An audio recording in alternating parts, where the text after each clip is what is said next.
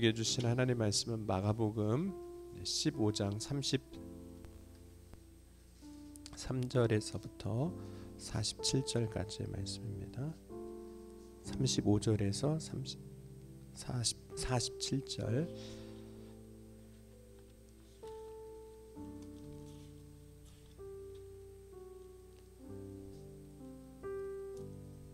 (33절에서) 47절입니다. 함께 한 절씩 교독하시겠습니다.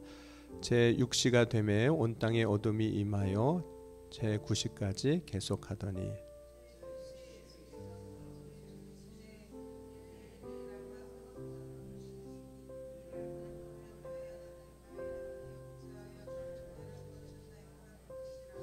곁에 섰던 자 중 어떤 이들이 듣고 이르되 보라 엘리야를 부른다 하고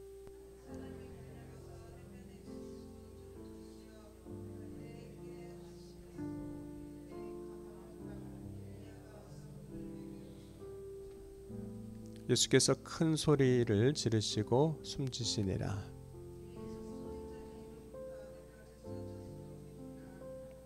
예수를 향하여 섰던 백부장이 그렇게 숨지심을 보고 이르되 이 사람은 진실로 하나님의 아들이었도다 하더라.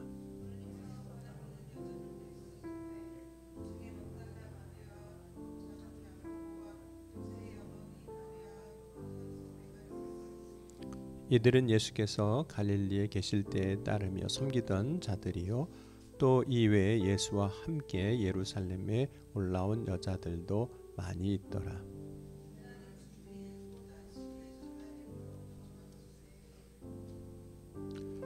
아리마대 사람 요셉이 와서 당돌이 빌라도에게 들어가 예수의 시체를 달라 하니 이 사람은 존경받는 공회원이요 하나님의 나라를 기다리는 자라.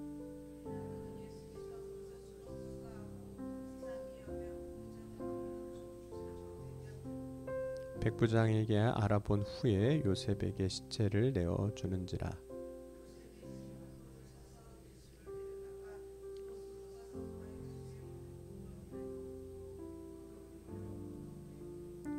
막달라 마리아와 요셉 어머니 마리아가 예수 든 곳을 보더라. 아멘. 기도하시겠습니다. 이 시간 정성호 장로님, 김미자 권사님 감사의 물로 드렸습니다. 사랑과 은혜가 풍성하신 하나님 아버지 감사합니다. 오늘 이 아침에도 굳은 날씨 가운데 주의 은혜를 사모함으로 주님 앞에 나와 예배하고 또 찬송과 영광을 돌리며 믿음의 고백 가지고 예물을 드리게 하여 주시니 감사합니다. 시간 드린 예물의 손길을 주님 기억하시고 주의 크신 사랑과 능력 안에 강건함으로 승리케 하여 주옵소서. 주님의 채워주심과 공급하심과 인도하심 가운데 살아 역사하신 하나님을 만나고 고백하는 믿음 위에 굳게 서게 하여 주옵소서. 또한 오늘 이 새벽에 간절히 사모함으로 주님 앞에 나아갈 때 부르짖을 때 구할 때 응답하여 주시사 주의 얼굴을 가리지 마시고 주의 은혜로 충만하게 채워 주옵소서. 이 시간 주의 약속하신 성령으로 각 사람 가운데 행하시고 이루어 주실 것을 믿사오며 사랑이 많으신 우리 주 예수 그리스도의 이름으로 감사하며 간절히 기도하옵나이다. 아멘. 예수님께서 십자가에서 고난을 당하시고 오늘 죽으셨습니다. 예수님이 십자가의 고난을 당하실 때는 그것은 육신의 고난을 당하시는 것일 뿐만 아니라 모욕과 조롱까지도 다 당하셨습니다. 그래서 마음의 고통까지도 다 당하시는 거죠. 그래서 사람으로서 당하시는 모든 그 고통을 다 담당하셨습니다. 고난을 당하신 예수님께서 이제 제9시에 이제 돌아가시게 되는데 그때 크게 소리 지르시면서 마가복음 오늘 15장 34절 보면 이렇게 말씀합니다. 제9시에 예수께서 크게 소리 지르시되 엘리 엘리 라마 사막다니 하시니 이를 번역하면 나의 하나님 어찌하여 나를 버리셨나이까 하는 뜻이라. 그러니까 예수님의 그 소리를 들으면 정말 하나님이 예수님을 버린 것처럼 보입니다. 실제로 예수님이 십자가에서 고통을 당하여 죽으심에도 불구하고 하나님은 이 일에 대해서 전혀 개입하시지 않는 것처럼 보이기 때문에 그렇습니다. 하나님의 아들이라면 이 고난 가운데 예수님을 건져 주셔야 되는데 우리가 생각할 때는, 그러나 하나님은 그냥 놔두셨거든요. 그러나 하나님은 결코 아들 예수님을 버리시지 않으셨습니다. 예수님께서 이제 공생애를 시작하실 때 세례 요한에게 세례를 받으시는데, 세례 요한의 세례를 받고 올라오실 때 하늘에서 이런 음성이 있었습니다. 마가복음 1장 11절 말씀으로 보면 하늘로부터 소리가 나기를 너는 내 사랑하는 아들이라 내가 너를 기뻐하노라 하시니라. 그럼 우리가 생각할 때 사랑하는 아들이면 문제가 생기면 해결해주고, 고통이 있으면 거기서 건져주고, 어려움이 있으면 어떤 뭔가를 해줘야 그것이 이제 사랑이라고 느끼거든요. 그러니까 하나님의 아들이시라면 예수님이, 하나님이 이 십자가에서 건지셔야 되는데 하나님은 그렇게 하시지 않으셨어요. 그러니까 세상 사람들이 볼 때는 만약 예수님이 정말 하나님의 아들이라면 이 일이 일어난 것은 하나님이 버리신 거라는 거죠. 그러나 하나님이 결코 예수님을 버리신 것은 아닙니다. 그렇다면 하나님이 예수님을 버리시지 않으셨다면 왜 하나님은 예수님이 십자가의 고난을 당하도록 그대로 두셨느냐는 겁니다. 왜 십자가의 고난을 당하게 하셨느냐는 거죠. 그 이유는 하나님과 인간 사이에 있었던 막힌 담을 그 예수님을 통해서 허시기 위해서입니다. 그런 죄인된 인간이 가지고 있는 이 죄, 우리가 갖고 있는 이 죄는 우리가 하나님 앞으로 나아가지 못하게 하는 걸림돌입니다. 그럼 죄가 하나님 앞에 우리가 담대하게 서지 못하게 하는 그것이 되는 거거든요. 그러므로 하나님은 인간의 죄를 오늘 십자가에 고난 당하시고 죽으신 예수님을 통해서 없게 하신 겁니다. 그 일을 이제 예수님이 오늘 감당하신 거죠. 모든 사람의 죄를 대속하는 대속물이 되신 겁니다. 그 일에 하나님이 자기의 아들을 쓰신 거예요. 그러니까 예수님이 십자가에서 죽으실 때 그 죽으심은 버림을 당한 것이 아니라 하나님 앞에 쓰임을 받으시는 거죠. 여러분, 버리는 것하고 쓰임 받는 것하고는 완전히 다른 거거든요. 마가복음 오늘 15장 37절에 이렇게 말씀합니다. 예수께서 큰 소리를 지르고 이제 숨지시니라. 예수님이 십자가에서 이제 죽으셨습니다. 그런데 38절에 보면 그 죽으심의 의미가 하나님 앞에 예수님의 죽으심이 버림받은 것이 아니라 쓰임받은 것임을 이렇게 설명을 하고 있습니다. 38절은 우리 같이 함께 보겠습니다. 38절, 이에 성소 휘장이 위로부터 아래까지 찢어져 둘이 되니라. 예수님이 죽으시는 그 장면에서 설명하고 있는 하나 사건이 있는데, 그것이 성전 안에 있는 그 휘장이 위에서부터 아래로 찢어졌다는 거예요. 그리고 유대인들에게서 이거는 정말 대단한 사건인 겁니다. 그러니까 성소라는 것은 이스라엘 예루살렘 성전 안에 성막, 그러니까 지성소와 성소를 구분하는 막입니다. 이것은 하나님과 인간 사이의 가름막이기도 하고 구별을 짓는 막이기도 했습니다. 이 성소의 휘장이 찢어지는 것은 하나님과 인간 사이에 있는 가름막이었던 그 휘장이 더 이상 필요 없게 됐다는 거예요. 그래서 그것을 위에서부터 아래로 찢으시는 거예요. 그러니까 아래서부터 위로 찢었다면 그것은 사람이 찢은 것을 의미하겠지만 하나님이 위에서부터 아래로 찢으신 거죠. 이제 사람과 하나님 사이에 막힌 것이 없다는 거예요. 그게 필요 없어졌다는 겁니다. 그래서 예수님이 십자가에서 고난 당하시고 죽으신 그 사건의 의미가 이제는 더 이상 가름막이 필요 없기 때문에 우리가 하나님 앞에 담대히 나아갈 수 있는 길이 열렸다는 겁니다. 왜냐하면 속죄를 받았기 때문에, 예수님으로 말미암아. 그래서 이 사건을 히브리서 10장 19절과 20절은 이렇게 말씀을 한 겁니다. 한번 히브리서 10장 19절 그리고 20절은 같이 한번 찾아서 보도록 하겠습니다.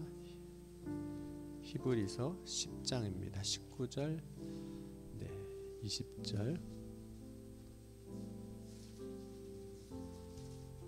신약성경 363쪽입니다. 히브리서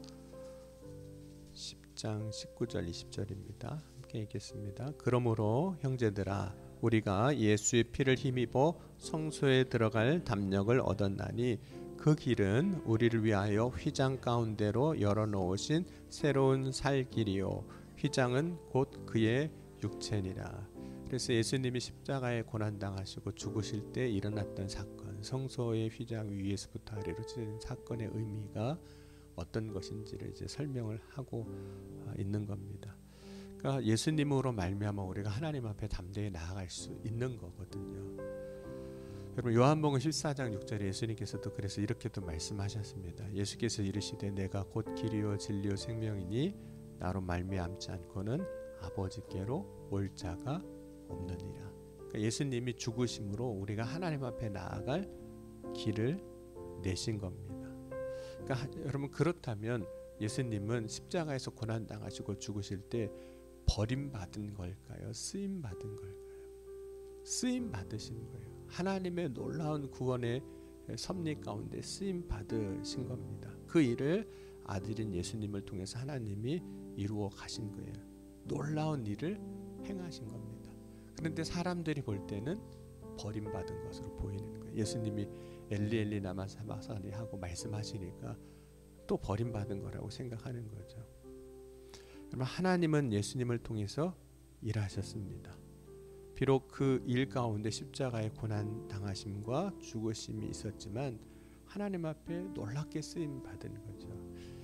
여러분 사람들이 예수님이 십자가에서 죽으실 때 그 죽음을 통해서 생각하는 두 단어가 있습니다. 그 두 단어가 뭐냐면 끝이라는 단어와 실패라는 단어예요. 죽었으니까 이제 끝났다는 거예요. 죽음을 실패로 생각하는 거죠. 그러니까 예수님이 지금까지 사역하셨던 모든 것이 죽음으로 인해서 끝났네 이렇게 보는 거죠. 그 끝을 이제 실패라 보는 겁니다. 이제 그 사역이 이제 실패한 거야 이렇게 생각하는 거죠. 여러분 세상의 가치를 보면 예수님의 사역을 십자가를 통해서 철저하게 실패했다고 보고 예수님의 사역이 끝났다라고 판단하는 겁니다. 그런데 예수님은 십자가에서 죽으시면서 그것이 실패가 아니고 끝이 아니라는 것을 이렇게 말씀하시는 거예요. 요한복음 19장 29절 말씀으로 보면 거기 신 포도주가 가득 담긴 그릇이 있는지라 사람들이 신 포도주를 적신 해면을 우슬초에 메어 예수의 입에 대니 예수께서 신 포도주를 받으신 후에 이르시되 다 이루었다 하시고 머리를 숙이시니 영원히 떠나가니라. 그러니까 예수님은 십자가에서 죽으신 그 사건을 뭐라고 말씀하셨냐면 다 이루었다. 여러분 십자가에서 다 이루었다는 것은 어떤 의미냐면 완성의 의미가 있습니다. 완성. 그러면 여러분 완성은 끝인가요? 실패인가요? 끝도 아니고 실패도 아닙니다. 완성은 이룬 거잖아요. 왜 사람들은 예수님이 십자가에서 죽으실 때 그것을 끝이라고 생각했을까요? 그 이유는 죽음을 바라보는 시선 때문에 그렇습니다. 우리가 지금도 마찬가지일 거예요. 죽음을 바라보는 시선이 사람들이 바라보는 시선이 뭐냐면 다 끝이라고 생각하는 거예요. 그래서 사람들이 때는 극단적인 선택을 할 때 뭐 죽으면 다 끝나지 뭐 이렇게 생각하는 거예요. 근데 죽는다고 끝나는 건 아니거든요. 죽음을 때로는 실패라고 생각을 합니다. 하지만 예수님은 죽으심으로 끝난 게 아니에요. 죽으심으로 완성하셨어요. 죽으심으로 이루셨습니다. 죽으심으로 끝나지 않았다는 것을 예수님은 죽은 자 가운데 다시 살아나심을 통해서 또 보여주시는 거예요. 잠자는 자들의 첫 열매가 되신 것을 통해서 이게 끝이 아니라고 말씀하시는 겁니다. 그러니까 부활이 있기 때문에 십자가의 죽음은 끝이 아닙니다. 예수님이 부활의 첫 열매가 되셨기 때문에 믿음 안에서 우리가 어떻게 살아날 것인가를 보여주신 거예요. 그러니까 이 죽음은 사실은 끝이 아니라 새로운 시작을 보여주시는 거예요. 근데 사람들은 다 끝으로 생각하고 실패로 생각하는 겁니다. 그럼 우리가 한 해를 매년 이제 살아갈 때 매년의 끝을 맞이하거든요. 12월 31일. 그래서 자정 0시가 됩니다. 그러면 여러분 우리의 인생은 끝인가요? 끝이 아닙니다. 물론 이제 한 해가 끝은 나지만 12월 31일 0시가 지남으로 인해서 새해는 다시 시작이 되는 겁니다. 그것이 이제 계절을 통해서 하나님께서 우리 인생 가운데 하나님의 섭리가 무엇인지를 이제 보여주시는 것이라고 볼 수 있습니다. 그럼 우리가 신앙생활을 할 때 어려움을 당하면 혹은 고통을 당하면 마치 예수님이 십자가에서 고난당하시고 죽으신 것과 같이 생각할 때가 있어요. 그걸 끝이라고 생각하는 겁니다. 그러나 그것은 결국 끝도 아니고 실패도 아닙니다. 그것이 우리의 인생의 새로운 출발이고 시작이 되게 하실 때도 많습니다. 여러분, 신앙생활하면서 우리가 믿음으로 살아가는 것을 갈라디아서 2장 20절 말씀으로 우리가 고백하면 죽는 거잖아요. 내가 그리스도와 함께 십자가에 못 박혀 죽었나니. 여러분, 실제로 우리가 믿음으로 살아가는 그 하나하나를 보면 그것이 꼭 죽음으로 받아들여집니다. 죽음으로 받아들여요. 그러나 그 죽음이 끝이 아니라 믿음 안에서는 하나님이 일하시고 역사하시는 새로운 시작인 겁니다. 새로운 출발인 겁니다. 여러분, 신앙생활을 하는 것을 단순하게 이렇게 이야기하자면 이렇게도 이야기할 수 있어요. 여러분, 실제로 예수 그리스도를 믿으면 우리의 삶에 변화가 일어나는데 그 변화를 극단적으로 혹은 경험하시는 분들 중에 한 모습이 이런 겁니다. 그렇게 술을 좋아하시던 분이 술이 싫어지더라는 거예요. 그렇게 담배를 좋아하시던 분이 담배가 싫어지더라는 거예요. 실제로 그런 이야기를 하시더라고요. 그렇게 해서 전에는 술이 달았대요. 그런데 어느 날 술이 쓰기 시작하고 담배 한 모금이 그렇게 맛있었는데 어느 날 역겹게 느껴지는 순간이 오더라고요. 그래서 예수를 믿고 교회를 다니다가 어느 순간에 그게 자기의 내가 술을 끊겠다, 담배를 끊겠다는 그런 의지가 아니어도 끊어지게 되는 때가 있거든요. 그때 이제 사람들이 그게 딱 끊어지니까 같이 담배 피던 사람들이, 같이 술 마시던 사람들이 이런 얘기를 하더라는 거예요. 넌 이제 세상에서 무슨 재미로 사냐? 그동안은 그 먹는 재미로 살았는데 이제 그게 싫어졌으니까 전에 알던 사람들이 이제 무슨 재미로 사느냐고 이야기하더라는 거예요. 근데 그분이 이제 이런 이야기를 하셨대요. 그렇게 끊어진 분이었는데 술과 담배가 주는 즐거움은 끝났지만 그전엔 그렇게 그게 맛있게 느껴졌고 그래서 그것이 주는 즐거움은 끝났지만 예수 그리스도 안에서 살아가는 새로운 삶의 기쁨이 시작이 됐다고. 그건 끝이 난 거예요. 그러나 그 끝을 통해서 새로운 기쁨이 시작이 되는 거예요. 그럼 우리가 예수 그리스도를 믿을 때 믿음의 삶이 그런 겁니다. 때로는 그 믿음으로 사는 삶이 우리의 삶의 끝인 것처럼 느껴지지만, 죽음처럼 느껴지지만 그것이 새로운 삶의 시작입니다. 여러분, 그 복음성가 중에 이런 찬양 가사가 있거든요. 새벽이라 부르기는 그렇고 오 이 기쁨 주님 주신 것, 오 이 기쁨 주님 주신 것, 오 이 기쁨 주님 주신 것, 기뻐 영광 할렐루야 주만 찬양해. 이 찬양이 있습니다. 여러분, 우리가 예수를 믿는 것은 하나님이 우리의 인생에 주시는 새로운 기쁨의 삶을 살아가는 겁니다. 여러분, 오늘 이 아침에 저와 여러분의 믿음 안에서 새롭게 역사하신 주님이 주시는 은혜의 자리에서 승리하는 복된 삶이 되어질 수 있기를 주의 이름으로 간절히 축원합니다. 기도하시겠습니다. 지금도 살아계시고 역사하신 하나님, 오늘 이 시간 우리가 예수 그리스도를 믿어 믿음으로 살아갈 때 주님이 주시는 새로운 기쁨을 경험하게 하여 주옵소서. 새로운 시작을 경험하게 하여 주옵소서. 오늘도 주님을 바라고 소망하며 주님 앞에 전심으로 나아갑니다. 이 새벽에 부르짖을 때 응답하시고 고쳐주시고 회복하게 하시고 충만하게 하여 주옵소서. 살아 역사하신 주님의 놀라운 은혜의 영광이 오늘 이 아침에 예배하는 구하는 모든 이들 가운데 충만케 하여 주실 것을 믿사오며 사랑이 많으신 우리 주 예수 그리스도의 이름으로 감사하며 간절히 기도하옵나이다. 아멘.